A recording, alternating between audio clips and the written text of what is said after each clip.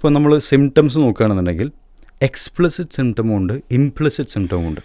Explicit symptom എന്ന് പറഞ്ഞാൽ പുറത്ത് നമുക്ക് വളരെ ക്ലിയർ ആയിട്ട് കാണാൻ പറ്റും, റൈറ്റ്? ഇപ്പോൾ ഒരു കുട്ടിയുടെ വേഷവിധാനം മുഴുവനായിട്ട് മാറാണ്, അത് വളരെ എക്സ്റ്റേണലി ഒബ്സർവബിൾ ആയിട്ടുള്ള സാധനമാണ്.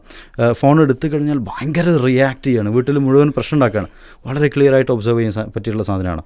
കുട്ടിക്ക് ഹാപ്പിനെസ് എന്ന് പറയുന്നത് ഫോൺ ഉപയോഗത്തിൽ സമയത്ത് മാത്രമാണെന്നുണ്ടെങ്കിൽ പാരൻസ് പെട്ടെന്നത് ഒബ്സർവ് ചെയ്യും. അതൊക്കെ എക്സ്പ്ലിസിറ്റ് സിംറ്റംസാണ്. ഇംപ്ലിസിറ്റ് സിംറ്റം എന്ന് പറഞ്ഞു കഴിഞ്ഞാൽ പാരൻസ് കുറച്ചും കൂടി എഫേർട്ട് എടുത്തിട്ട് അനലൈസ് ചെയ്യുമ്പോൾ മാത്രം കിട്ടുന്ന സംഭവമാണ്. ഫസ്റ്റ് എക്സാമ്പിൾ, കുട്ടിയുടെ ഫോൺ ഉപയോഗം അല്ലെങ്കിൽ ഇൻ്റർനെറ്റ് ഉപയോഗം സീക്രട്ടായിട്ട് മാറുന്നു, കുറച്ചും കൂടി സീക്രസി കൂടുന്നു. പാരൻസ് വരുന്ന സമയത്ത് ഫോൺ അടച്ചു വെക്കുന്നു, അല്ലെങ്കിൽ സംസാരിച്ചുകൊണ്ടിരിക്കുമ്പോൾ പാരൻസ് വരുമ്പോൾ ശബ്ദം കുറയുന്നു, റൈറ്റ്? അല്ലെങ്കിൽ സ്ക്രീനിൻ്റെ ബ്രൈറ്റ്നസ് അവർ കുറച്ച് വെക്കുന്നു, ഇയർഫോൺ ഉപയോഗം ഭയങ്കര കൂടുന്നു, റൈറ്റ്? അത് വളരെ കൂടുതൽ ഈ കുട്ടികളിൽ കാണാൻ പറ്റും, റൈറ്റ്? അതൊന്നാമത്തെ സംഭവം.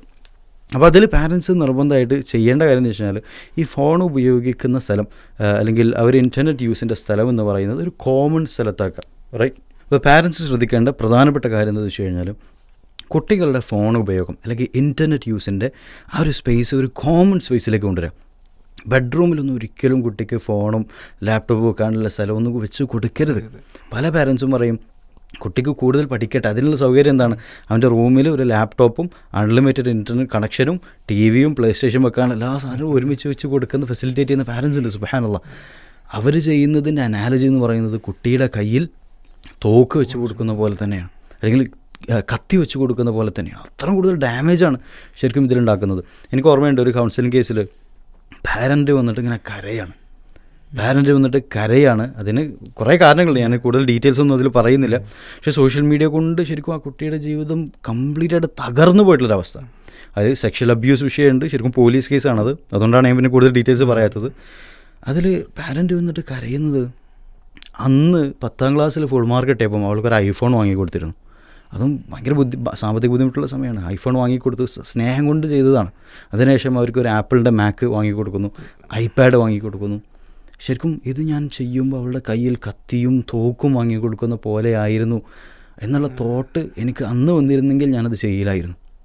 എൻ്റെ കുട്ടിയെ ഞാനാണ് ഇത്ര മോശം അവസ്ഥയിൽ എത്തിച്ചതെന്ന് ആലോചിച്ച് ഡിസപ്പോയിൻമെൻറ്റ് ഡിപ്രഷൻ അടിച്ച് നടക്കുന്ന കുറേ പാരൻസ് ഉണ്ട്.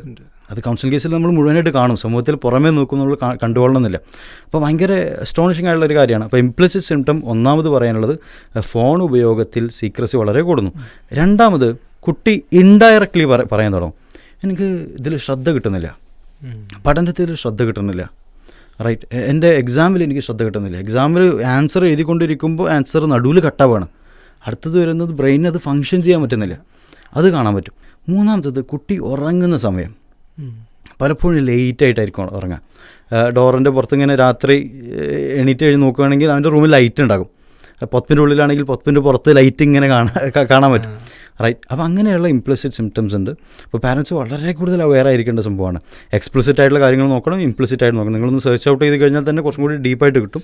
നമ്മൾ ഇൻഷാ അല്ലാഹ് ഖാഫ് അക്കാഡമിയിൽ വി ഹാവിങ് എ കോഴ്സ്, ഒരു സ്പെസിഫിക് കോഴ്സ് ഇത് ചെയ്യാൻ പ്ലാൻ ചെയ്യുന്നുണ്ട്.